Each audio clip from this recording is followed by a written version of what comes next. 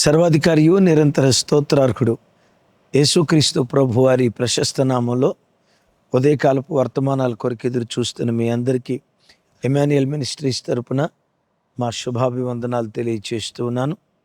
క్రీస్తునందు మాకు అత్యంత ప్రియమైన దైవజనాగమ, ఎప్పుడా అని ఎదురు చూస్తూ ఉన్న ఉపవాస ప్రార్థన దినాలు మరో 2 రోజుల్లో ప్రారంభం కాబోతూ ఉన్నాయి. ఈరోజు గురువారం కదా, శనివారం ఉదయం 10 గంటలకి ఈ ఉపవాస ప్రార్థన దినాలు ప్రారంభించబడతాయి. 21 దినాలు ఆగస్టు నెల 14వ తారీఖు వరకు ప్రతి ఉదయం 10 గంటలకు, ప్రతి సాయంత్రం 6:30 గంటలకు, ఉదయం సాయంత్రం 2 పూట్ల అనేక విషయాల నిమిత్తం మనం చేయి కలిపి ప్రార్థన చేద్దాం. ఈ ఉపవాస ప్రార్థనలను గూర్చిన సమాచారం దయతో మీరు ఎరిగిన వాళ్ళందరికీ షేర్ చేయగలరని ప్రేమతో మీ అందరికీ మనవి చేస్తూ ఉన్నాను. ప్రాముఖ్యంగా 21 దినాల ఉపవాస ప్రార్థనల్లో మీకేవైనా ప్రార్థన అవసరతలుంటే తప్పకుండా మాకు తెలియచేయండి. మందిరంలో ఈ 21 దినాలు ఆల్మోస్ట్ 20 దినాలు ప్రతి రాత్రి మందిరంలో ప్రార్థన జరుగుతుంది.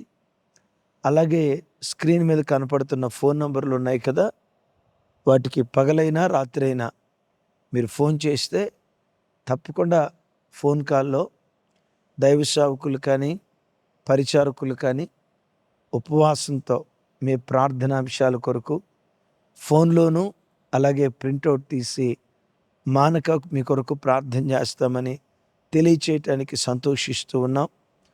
మీ ప్రేయర్ రిక్వెస్ట్లు మాకు తెలియచేయటానికి 2 ఆప్షన్లు. నెంబర్ 1, స్క్రీన్ మీద చూస్తూ ఉన్నారు కదా, ఎమాన్యుయల్ మినిస్ట్రీస్ హైదరాబాద్. ఈ యాప్ ప్లే స్టోర్లో ఉంటుంది.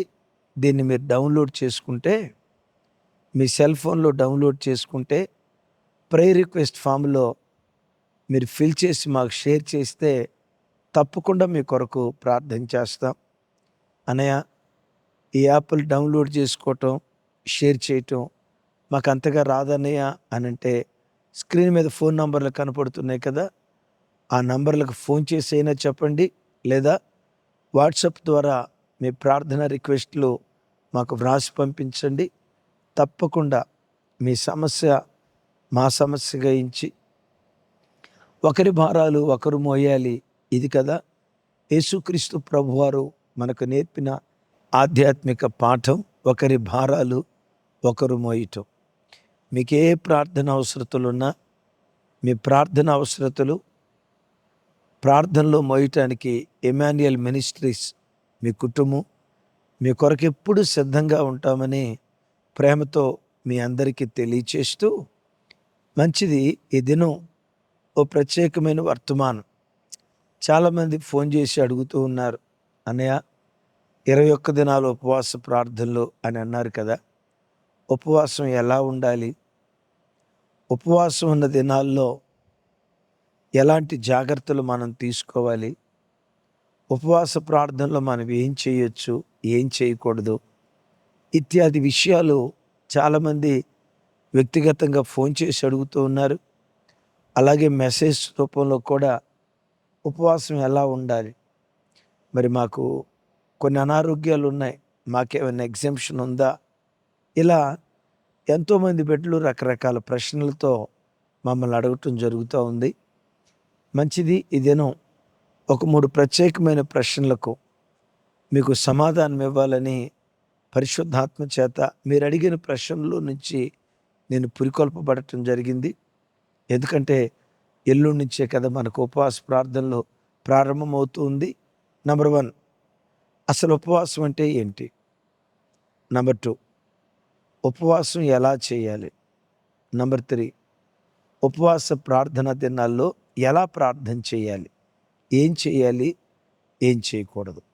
రైట్. నెంబర్ 1, ఉపవాసం అంటే ఏమిటి? ఉప ప్లస్ వాసము, ఇది 2 పదాల కలయిక. ఉప అనే పదానికి 2 అర్థాలు ఉన్నాయి.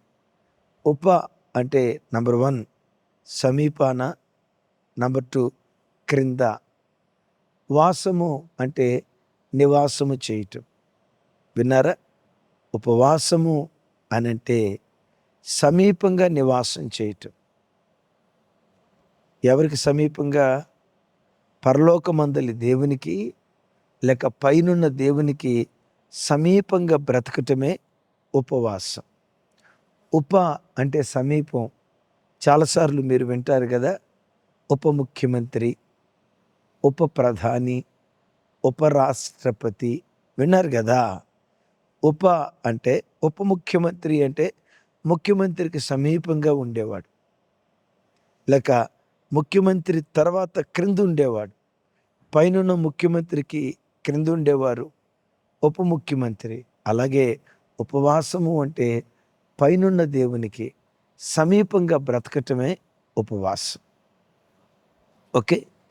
రెండవది, ఈ ఉపవాస దినాలు ఎలా చేయాలి? మీలో చాలామంది అడుగుతున్నారు, అనయ్య అసలు మీరు ఎలా ఉపవాసం ఉంటారు? సేవకులు కానీ, మీరు కానీ, అక్కవాళ్ళు కానీ, అన్నవాళ్ళు కానీ, మీరు ఎలా ఉపవాసం ఉంటారు? నన్ను వ్యక్తిగతంగా అని అసలు మీరు ఎలా ఉపవాసం ఉంటారు అడుగుతూ ఉంటారు. సో నేను ఎలా ఉపవాసం ఉంటాను అది మేబీ లైవ్లో చెప్పటం అంత సహేతుకంగా ఉండదేమో. మీరు అర్థం చేసుకోగలుగుతారు. కొంతమంది పని కట్టుకొని విమర్శించే విమర్శకులు ఉంటారు. ఉపవాసాన్ని గురించి అట్లా బయటకు చెప్పకూడదని బైబిల్లో రాసి ఉందిగా, మేము ఎట్లా ఇన్ని రోజులు ఉపవాసం ఉంటామని మీరు ఎట్లా చెప్తారు? తలతెక్కలుగా మాట్లాడేవాళ్ళు ఉంటారు. సో వాళ్ళకి మనం అవకాశం ఇవ్వటం ఎందుకు? నేను ఎలా ఉపవాసం ఉంటానో అది ప్రక్కన పెడదాం. ఇక్కడ ఉండే సేవకులు, మేమంతా మాతో పాటు ఉన్న సేవకులందరూ ఎలా ఉపవాసం ఉంటామో మేము చెప్తాం. దేవుని కృప, దేవుడు మాకు మంచి ఆరోగ్యం ఇచ్చారు. ఇంతవరకు దేవుని కృపను బట్టి ఇక మీదట కూడా ఏ షుగర్లు, ఏ బీపీలు, ఏ దీర్ఘకాలిక వ్యాధులు దేవుని కృపను బట్టి మాకు లేవు. అయితే ఒకటి, మాకు మంచి ఆరోగ్యం దేవుడు ఇచ్చారు కనుక 21 దినాలు కంటిన్యూస్గా ఏ ఆహార పదార్థం తీసుకోకుండా సేవకులందరం మేము ఉపవాసం ఉంటాం. ఈ ఉపవాస దినాల్లో మేము తీసుకునే లిక్విడ్స్ నీళ్ళు, మజ్జిగ, టీ. మ్యాక్సిమం ఈ మూడిటి చుట్టూతోనే మా ఉపవాసం సాగుతూ ఉంది. ఫ్రూట్స్ జ్యూస్ తాగటం మాకు మొదటి నుంచి అలవాటు లేదు. మాకే బలహీనత లేదు. వినరా? ఏ బలహీనత లేదు. సో కాబట్టి జస్ట్ లిక్విడ్స్ మీదే మజ్జిగ, నీళ్ళు, టీ, ఈ మూడిటితోనే దేవుడిచ్చిన కృపను బట్టి 21 దినాలు సేవకులు మేమందరం ఉపవాసం ఉంటాం. ఇది ఉపవాస ప్రార్థన ప్రారంభించినప్పటి నుండి ఆయన కృపను బట్టి దేవుడు మాకు ఇచ్చిన వాడుక. రెండవది, అన్నయ్య మరి మేము డ్యూటీలకి వెళ్తాం, 21 దినాలు ఉపవాసం ఉండి మేము ప్రార్థన చేసి ఏమి తినకుండా మీకులాగా ఉండి డ్యూటీలు చేయాలంటే చేయలేం కదా. మరి మేము ఎలా? తమ్ముళ్ళు, చెల్లెలు, అన్నలు, అక్కలు, మీతో ఒక మాట, నీవు ఆరాధించే దేవుడు కఠినుడు కాదు, కరుణా సంపన్నుడు, కనికరం కలిగిన దేవుడు. నీకున్న వెసులుబాటును బట్టి, నీకున్న నీకున్న ఆరోగ్య స్థితిగతులను బేరీజు వేసుకొని ఉపవాసం ఉండటం ఎవరికైనా మంచిది, మేలు. మూర్ఖపు విశ్వాసం దేవుడు అంగీకరించడు కదా. 21 దినాలు డ్యూటీలకు వెళ్ళేవాళ్ళు ఏమి తినకుండా ఉపవాసం ఉండి ఉద్యోగం చేయాలంటే ఎలా చేస్తారు? మీతో చిన్న మాట, మీకు అవకాశం ఉంటే పగలు టిఫిన్ చేయండి, మధ్యాహ్నం భోజనం చేయండి, డ్యూటీకి వెళ్ళండి. రాత్రి ఇంటికి వచ్చిన తర్వాత ఆ రాత్రి భోజనాన్ని స్కిప్ చేయండి, ప్రార్థనలో గడపండి. మన లైవ్ అందించబడుతుంది, మందిరానికి రండి. ఒక పూట స్కిప్ చేయండి, తతిమా 2 పూట్ల భోజనం చేసి ఒక పూట స్కిప్ చేసి డ్యూటీకి వెళ్ళి ఇంటికి వచ్చిన తర్వాత ప్రత్యేకంగా ఎక్కువసేపు ప్రార్థనలో గడపండి. రైట్ అన్నయ్య? మరి మాకు షుగర్లు ఉన్నాయి, బీపీలు ఉన్నాయి, మరి మేము ఎట్లా ఉపవాసం ఉండాలి? మా పరిస్థితి ఏంటి? అగైన్ మీతో చెప్తూ ఉన్నాను, కొంతమంది షుగర్ పేషెంట్లు పాపం వాళ్ళు చెప్పే విషయాలు వింటూ ఉంటే కడుపు తరుక్కుపోద్ది. ఉపవాసం ఉండాలని రాత్రి అంతా అనుకుంటామన్నయ్య, ప్రొద్దున్నే లేచేటప్పుడు కూడా ప్రాణాన్ని బిగబట్టుకుంటామన్నయ్య, పిల్లలకి మనవలకి టిఫిన్లు అవన్నీ రెడీ చేస్తామన్నయ్య, వంట చేసేటప్పుడు కూడా మాకేం శోధన ఉండదు అన్నయ్య, వాళ్ళకి టిఫిన్ కట్టేటప్పుడు కూడా మాకేం శోధన ఉండదు అన్నయ్య. వాళ్ళు వెళ్ళిపోయిన తర్వాత 9:30, 10, 11 ఆ ప్రాంతంలో ఇక మనం రెడీ అయిపోయి ప్రార్థనలో కూర్చుందాం అని మేము రెడీ అయ్యేటప్పటికి అన్నయ్య ఆకలి అవుతుంది. మీకేం చెప్తాం అన్నయ్య, ఎంత భయంకరమైన ఆకలి అయిద్దంటే 11:30 అయ్యేసరికి చెమటలు పడతాయి, కాళ్ళు చేతులు గడగడగడ వణుకుతాయి. తినకూడదు తినకూడదు తినకూడదని ఇక టిఫిన్ చేయటం స్టార్ట్ చేస్తామన్నయ్య. మామూలు దినాల్లో 3-4 ఇడ్లీ కంటే ఎక్కువ తినం అన్నయ్య. ఉపవాసం పేరు చొప్పున తినకూడదు తినకూడదు తినకూడదని 11:30 దాకా ఆగేసరికి ఆకలి ఎక్కువైపోయి విడి దినాల్లో 3-4 ఇడ్లీ తినేవాళ్ళం అన్నయ్య. అదేం విచిత్రం, ఉపవాసం అన్నది నాన్న అన్నయ్య డజన్ ఇడ్లీ హానోకు మాయమైనట్టు మాయమైపోతాయి అన్నయ్య. 1 కాదు 2 కాదు అన్నయ్య, డజన్ ఇడ్లీ. పాపం బాధతో చెప్తారు, మేము ఉపవాసం ఉండాలనుకుంటున్నాం కానీ మా వల్ల కావట్లేదు అన్నయ్య. దేవుడు మా ప్రార్థన అంగీకరించడా అన్నయ్య, అంగీకరిస్తాడా లేదా అన్నయ్య? చర్చిలో అందరూ ఉపవాసం ఉంటున్నారు, మేమే ఉండలేదు అన్నయ్య. తమ్ముడు అన్న, నీ ఆరోగ్య స్థితి కూడా జాగ్రత్తగా అంచనా వేసుకో. మూర్ఖంగా ఉపవాసం ఉండొద్దు. శరీరంలో షుగర్ పెట్టుకొని, శరీరంలో బీపీ పెట్టుకొని నేను ఉపవాసం ఉండాలా అని చెప్పి నువ్వు అలాంటి పరిస్థితుల్లో ఉపవాస ప్రార్థన ప్రారంభిస్తే ఉపవాస ప్రార్థన ముగింపులోపు ఏ ఆదరణ కూటమో జ్ఞాపకార్థ కూటమో పెట్టాలి, ఏ ఆదరణ కూటమో జ్ఞాపకార్థ కూటమో పెట్టాలి. మూర్ఖపు ఉపవాసం వద్దు. మీ ఆరోగ్య స్థితిని అంచనా వేసుకొని షుగర్ పేషెంట్లు కుదిరితే ఒక పూట స్కిప్ చేయండి, తతిమ 2 పూటలు తినండి. డ్యూటీలకి వెళ్ళేవాళ్ళు రాత్రిపూట తినండి, రాత్రిపూట ఉపవాసం ఉండండి. షుగర్ పేషెంట్లు ఒక పూట టిఫిన్ ఏదో ఒకటి స్కిప్ చేయండి, ఉపవాస ప్రార్థనలో పాల్గొందండి. ఎవరైనా చూసి అది ఉపవాసం, మధ్యాహ్నం భోజనం చేశాడు, పొద్దున్న టిఫిన్ చేశాడు, రాత్రి ఒక్కరోజు భోజనం చేయలేదంటమ్మ, అదేం ఉపవాసం, ఉపవాసం పేరిట డైటింగ్ చేస్తున్నాడు అని కొంతమంది వెర్రి మాటలు మాట్లాడతారు. ఎవరిని పట్టించుకోవద్దు. ఉపవాసం అనేది నీకు నీ దేవునికి సంబంధించింది. దేవుడు మీకు ఇచ్చిన ఆరోగ్యాన్ని బట్టి, అనుకూలతను బట్టి ఉండగలిగితే 21 రోజులు ఉండండి.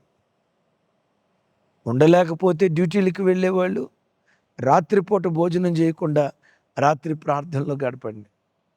అనారోగ్యంతో ఉన్నవాళ్ళు ఏదో ఒక పూట స్కిప్ చేసి అయితే ఎక్కువగా ప్రార్థనలో గడపాలని ప్రేమతో మీ అందరికీ మనవి చేస్తూ ఉన్నాను. మంచిది. ఎలా ఉపవాస ప్రార్థన చేయాలి? ఒక 7 ప్రాముఖ్యమైన విషయాలు మీతో త్వరగా పంచుకుంటాను. నెంబర్ 1, ఉపవాసము అనంటే అర్థం విన్నారు కదా. ఉపవాసం అంటే కేవలం తిండి తినకుండా ఉండటం కాదు, దానికి మించి దేవునికి సమీపంగా బ్రతకటం. ఉపవాసం ఉన్న దినాల్లో ఎక్కువసేపు ప్రార్థనలో గడపాలి.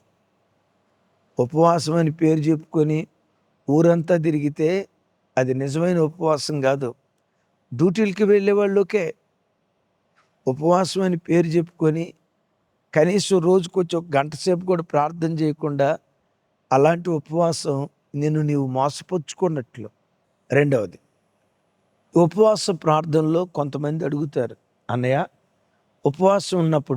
ఉపవాస ప్రార్థనలో ఉన్నప్పుడు బైబిల్ చదువుకోవచ్చా, పాటలు పాడుకోవచ్చా? అయ్యో, పాటలు పాడుకోవటం అన్నా, వాక్యం చదవటం అన్నా దేవునితో గడపటమే కదా. రెండవది, ఉపవాసం ఉన్న దినాల్లో వాక్యంతో ఎక్కువసేపు గడపండి. మీకు అవకాశం ఉంటే 21 దినాల్లో బైబిల్ అంతా పూర్తిగా చదవటానికి ప్రయత్నం చేయాలని ప్రేమతో మనవి చేస్తూ ఉన్నాను. మూడవది, ఉపవాసం ఉన్న దినాల్లో నేనంట పొట్టకు ఉపవాసం కంటే సెల్ ఫోన్కి ఉపవాసం పెట్టడం చాలా మంచిది.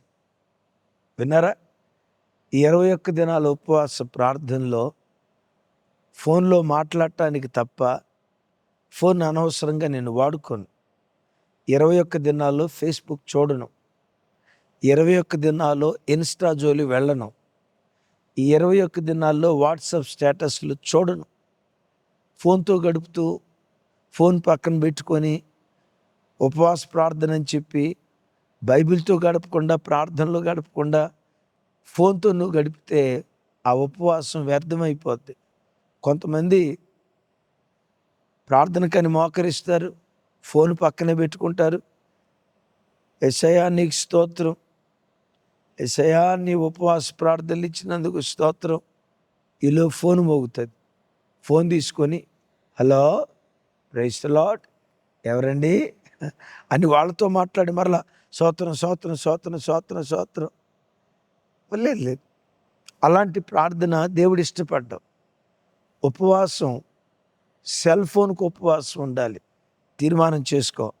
21 దినాల్లో సెల్ ఫోన్ చాలా తక్కువగా వాడతాను. నంబర్ 1, రోజుకొచ్చి 3 గంటలన్నా ప్రార్థన చేస్తాను. నంబర్ 2, 21 దినాల్లో కనీసం ఒకసారైనా బైబిల్ చదివి పూర్తి చేస్తాను. నంబర్ 3, సెల్ ఫోన్ వాడకాన్ని పూర్తిగా తగ్గిస్తాను. నంబర్ 4, అద్భుతమైనటువంటి మాట, ఈ ఉపవాస ప్రార్థన దినాల్లో ఎక్కువసేపు నువ్వు ప్రార్థనలో గడపటానికి ఎక్కువ ప్రార్థన అంశాలు తీసుకో. ప్రత్యేకంగా ఈ ఉపవాస ప్రార్థన దినాల్లో, ఈ 21 దినాల ఉపవాస ప్రార్థన దినాల్లో ఏ అంశాల కొరకు ప్రార్థన చేయాలని తీర్మానం చేసుకున్నావో వాటన్నిటినీ ఒక పేపర్ మీద రాసుకో. ఎక్కువసేపు ప్రార్థనలో గడపాలంటే ఒక రహస్యం ఏంటో తెలుసా? ఎక్కువ ప్రార్థన అంశాలు తీసుకో. ఒక 100 ప్రార్థన అంశాలు తీసుకున్నావు అనుకో, ఒక్కొక్క ప్రార్థన అంశానికి తక్కువలో తక్కువ 2 నిమిషాలు అనుకో. చదవటానికి 60 నిమిషం పోద్దా? స్తోత్రం స్తోత్రం స్తోత్రం ప్రభా, ఇదిగో ఈ అంశం కొరకు నీకు స్తోత్రాలు నాయనా, ఇదిగో పలానా అంశం ఈ సన్నిధిలో దానికి స్తోత్రాలు చెప్పి ప్రార్థన చేసేసరికి 2 నిమిషాలు అయిపోద్ది. అట్లా 100 అంశాలు తీసుకుంటే ఒక్కొక్క అంశానికి 2 నిమిషాలు అయితే 100 × 2 200 నిమిషాలు. అప్పుడు ఎంతసేపు అయింది? 3 గంటలు దాటిపోయింది. 3 గంటల 20 నిమిషాలు ప్రార్థనలో గడపచ్చు. రైట్? ఎక్కువ ప్రార్థన అంశాలు తీసుకో. నేనంట ప్రార్థన చేసేటప్పుడు గురి కలిగి నువ్వు ప్రార్థన చేయి. ఆ ప్రార్థన అంశాలన్నీ ఒక్కొక్కటి గురిగా పెట్టుకొని దేవుని సన్నిధిలో ప్రార్థించే వ్యక్తులుగా ఆయన సముఖంలో బ్రతుకుదుముగాక. రైట్?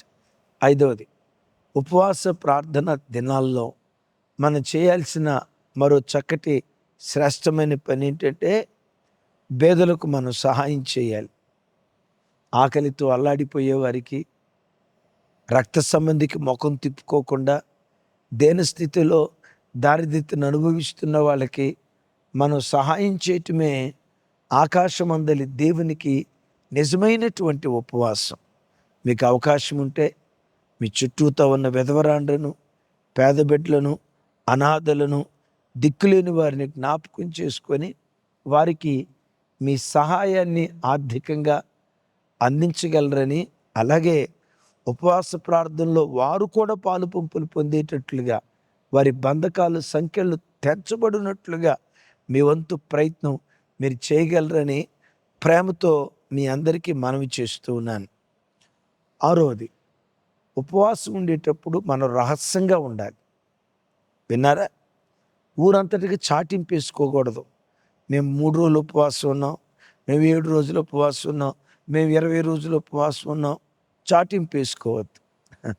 మీరు అంటారేమో, అన్నయ్య మరి మీరు చాటింపు వేస్తున్నారుగా, 21 దినాల ఉపవాస ప్రార్థన ఇమాన్యుయల్ మినిస్ట్రీస్లో జరుగుతుంది అని మీరు చాటింపు వేస్తున్నారు కదా, అది తప్పు కాదా?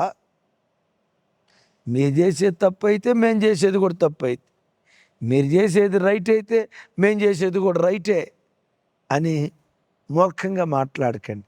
ఎందుకు అంటున్నానంటే, ఇప్పుడు మన మందిరంలో 21 దినాలు ఉపవాస ప్రార్థన జరుగుతుంది అని మీకు తెలియచేయటానికి, మేమేదో గొప్ప ప్రార్థనా పరులం అని చాటి చెప్పుకోవటానిక?